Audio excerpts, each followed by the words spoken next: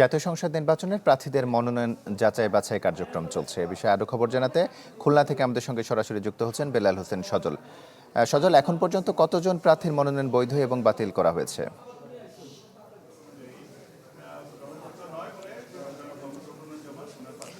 তমাল ত্রয়োদশ জাতীয় সংসদ নির্বাচনের যে মনোনয়ন যাচাই বাছাই কার্যক্রম খুলনার মোট 6টি আসন, 6টি আসনের মধ্যে আজকে আমরা দেখতে পাচ্ছি যে খুলনা এক আসনের যারা প্রার্থী রয়েছেন মোট 13 জন প্রার্থী, সেই 13 জন প্রার্থীর মনোনয়ন যাচাই বাছাইয়ের যে কার্যক্রম সেটি কিন্তু চলছে এবং যে প্রক্রিয়াটি সেটি একেবারে শেষ দিকে বলা যায়। এই মুহূর্তে আমরা দেখতে পাচ্ছি খুলনার যে রিটার্নিং কর্মকর্তা রয়েছেন আসমা জামশেদ খন্দকার, তিনি কিন্তু কথা বলছেন সব সার্বিক বিষয় নিয়ে। তিনি যেটি বলছেন যে খুলনা এক আসনের মোট 13 জন প্রার্থী এবার মনোনয়নপত্র দাখিল করেছেন, তার মধ্যে ইতিমধ্যে 4 জনের মনোনয়নপত্র তারা বাতিল করেছেন স্বাক্ষর জালিয়াতি। এছাড়া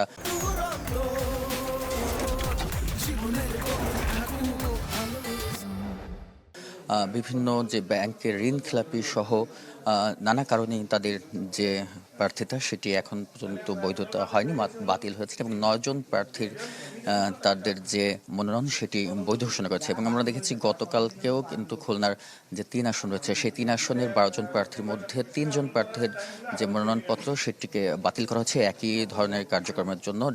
মনোনয়ন যে ঋণ খেলাপি, এছাড়া যে মনোনয়নপত্র যে 1% স্বাক্ষর প্রয়োজন, সেই 1% যে ভোটার এলাকার সেই স্বাক্ষর জালিয়াতির অভিযোগও কিন্তু তাদের যে মনোনয়নপত্র সেটিকে অবৈধ ঘোষণা করেছে। এখন পর্যন্ত কিন্তু আরও 4টি যে আসন রয়েছে সেই 4টি আসনের যে মনোনয়নপত্র যাচাই বাছাই যে কার্যক্রম সেটি এখনো রয়েছে, সেটি আগামীকাল সহ পরবর্তী যে 4 দিন সেই 4 দিনে বাকি যে 4টি আসন সেই 4টি আসনের যে মনোনয়নপত্র যাচাই বাছাইয়ের যে কার্যক্রম সেটি কিন্তু চলবে। আমরা দেখতে পাচ্ছি যে খুলনা এক আসনের যে 13 জন প্রার্থী সেই 13 জন প্রার্থীরাই কিন্তু আজকে জেলার রিটার্নিং কর্মকর্তার কার্যালয়ে উপস্থিত হয়েছেন এবং তাদের কর্মী সমর্থকরাও এসেছেন এবং সব মিলে বলা যায় যে সুষ্ঠু পরিবেশেই কিন্তু আজকের যে মনোনয়ন যাচাই বাছাই কার্যক্রম সেটি সম্পন্ন হয়েছে এবং জেলা রিটার্নিং কর্মকর্তার কার্যালয় থেকে বিভিন্ন বিধিনিষেধ সেগুলো কিন্তু প্রার্থীদের উদ্দেশ্যে বলা হয়েছে।